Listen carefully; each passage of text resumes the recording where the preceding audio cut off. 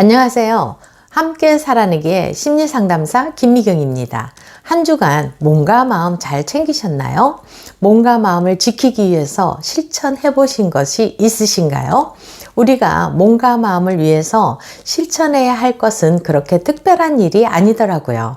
가장 기본적으로 규칙적인 식사를 하는 거, 규칙적으로 화장실 가는 거, 규칙적으로 밤에 수면을 취하는 거, 규칙적으로 운동하면서 좋아하는 일 하는 것을 한다면 가장 몸과 마음을 지키는데 중요한 실천 요건이 되더라고요. 이 기본적인 것인데도 우리 현실에서는 지켜나가기란 참으로 쉽지 않죠. 그만큼 우리의 삶은 복잡하고 바쁘고 숨가쁘게 살고 있다는 증거가 되네요. 그러나 머릿속으로는 인식하여서 꼭 해야겠다는 계획하에 하는 것과 그냥 하루하루를 떠밀려서 사는 것과는 너무나 차이가 크답니다. 번아웃까지 갔었던 제 경험을 비춰볼 때 몸과 마음을 챙기는 만큼 더 중요한 것이 있을까 생각되네요. 아무쪼록 저와 여러분이 몸과 마음을 잘 챙기셔서 건강하고 행복한 미소를 지으셔서 사셨으면 합니다. 오늘은 나르시시스트로부터 피해를 감소시키기 위해 어떻게 해야 되는지에 대해서 이야기를 나눌 겁니다. 나르를 떠날 수만 있다면 떠나서 건강한 삶을 사시길 바라고요. 떠나지 않고 함께 공존해야 한다면 나르시시스트로부터 피해를 최소화하면서 자신을 지키고 보호하며 자신이 원하는 인생을 사시는데 도움이 조금이나마 되셨으면 합니다. 첫 번째 단계에서는 나르와 만난 이전과 만난 이후의 자신의 감정 상태를 파악하고 알아차리는 것입니다. 나르를 만나기 전에 당신은 사람들을 좋아하고 친절하고 예의 바르며 명랑하고 적극적이었을 가능성이 많습니다. 왜냐하면 나르가 선택한 사람은 당신처럼 성품이 좋고 인격이 갖춰진 능력자여야 나르의 볼품없는 내면을 채워줄 수 있는 사람이거든요. 그러나 그런 부분 때문에 나중에는 나르 안에 시기, 질투가 올라와서 합리화된 분노를 정당화하면서 화를 낸답니다.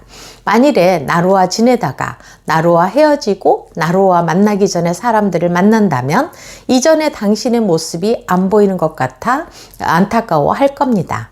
눈과 귀를 가려서 자신의 진정한 가치를 깨닫지 못하게 하고 남의 눈치를 보거나 자기 자신을 부정적으로 생각하며 무슨 일을 못할 거라는 틀에 갇혀 있는 자신의 모습을 발견하게 될 거니까요. 한 발짝 움직일 때마다 안전해야 한다고 운운하고 나르 말대로만 해야 되는 것처럼 가스라이팅 하면서 이건 이렇게 해 저건 저렇게 해 라며 그렇게 안 하면 큰 일이라도 나는 것처럼 조종을 해대는 나르로 인해서 인간 로봇처럼 만들 것입니다. 솔개는 날렵한 날개짓을 하며 날아다니다 손살같이 먹이를 발견하게 되면 먹이인 뱀을 낚아채서 다시 하늘로 오릅니다. 그러나 사자가 나타나서 어흥 소리만 냈는데도 솔개는 자신이 날 수 있다는 사실을 잊어버린 채 그 자리에 그대로 있다가 사자에게 잡혀먹히고 말죠.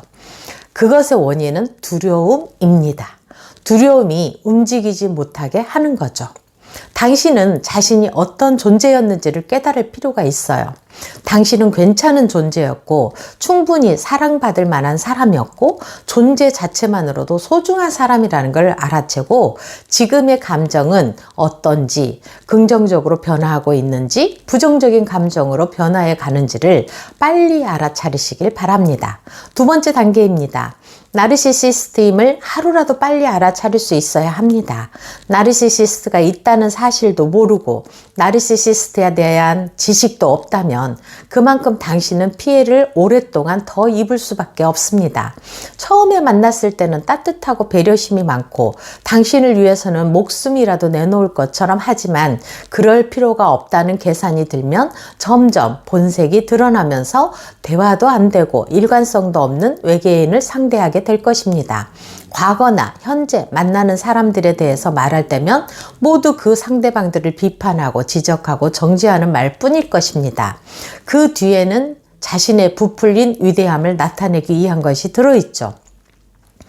이렇게 모든 잘못을 남 탓으로 돌리는 것이 전부라면 당신은 나르시시스트임을 상대하고 있다는 것을 알아차리고 머지않아 나에게도 그 비판과 지적의 화살을 쏠 거라는 것을 예상하고 대비하셔야 합니다.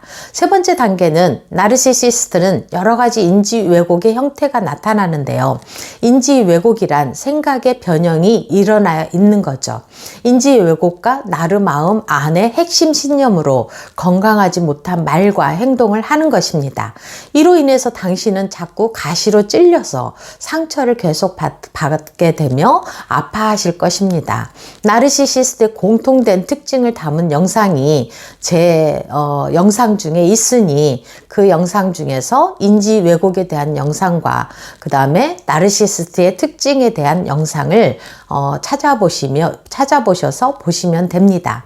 각 나르마다의 특징이 있으니 잘 관찰하다 보면은 그 내면의 욕구가 무엇인지 보일 것입니다. 그럼 나르시시스트의 그 성향이 여러 가지가 있는데요. 그 성향들을 한번 살펴보겠습니다.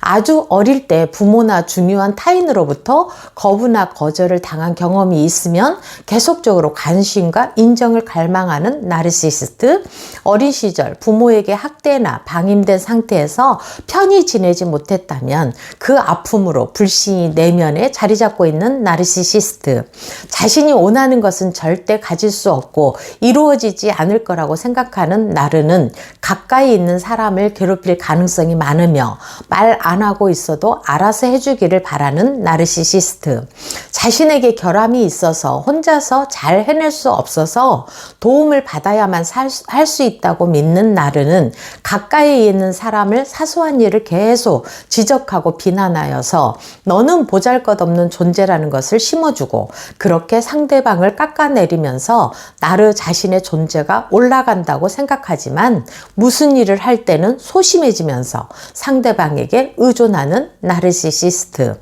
부정적인 사고가 심해서 모든 일에서 부정적인 문제만 뽑아내고 과도하게 문제에 집중하여서 긍정적인 면을 보는 힘이 없는 나르시시스트, 희노애락의 감정을 느끼고 표현하는 것을 쓸모없는 짓이라고 생각하고 오직 생존에 필요한 말과 행동을 하는 경직된 나르시시스트, 자신은 다른 사람들과는 다르며 특별하고 중요한 사람이라고 믿는 신념이 있어서 상대방을 항상 무시하는 나르시시스트, 우리가 사는 인간관계에는 이분법적으로만 해석을 하는 게 아니라 이해와 용서, 화해와 책임 등 여러 가지가 조합되어서 말과 행동을 한다는 사실을 인지하지 못하고 잘못한 사람은 무조건 처벌해야 한다는 신념으로 자신에게는 너그럽고 타인에게는 엄격한 잣대를 갖다 대는 나르시시스트인지 파악하고 계시다면 이 나르로부터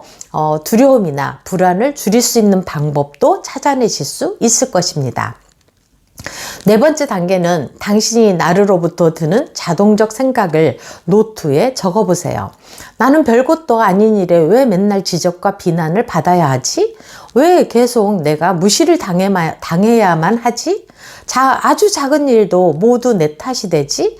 나르가 분명 잘못한 것 같은데 내가 왜 미안하다고 해야 되지?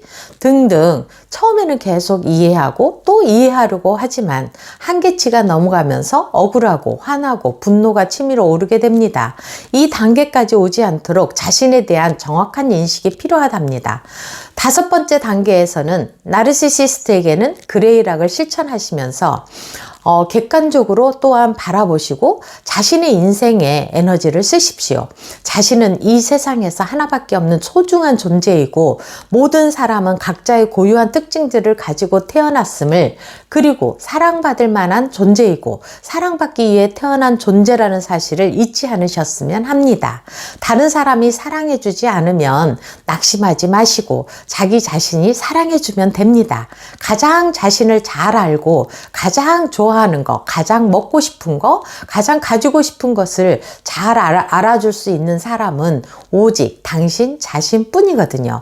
한 주간도 넘어졌다면 다시 함께 일어나고 좌절과 낙심 속에 있다면 삶이 고통이라도 반드시 의미가 있음을 발견하여서 소망으로 향하는 여러분과 저가 되기를 바라며 여기에서 마치겠습니다. 지금까지 시청해 주셔서 감사드리고요. 구독, 좋아요는 사랑입니다. 지금까지 함께 살아내기의 김미경이었습니다.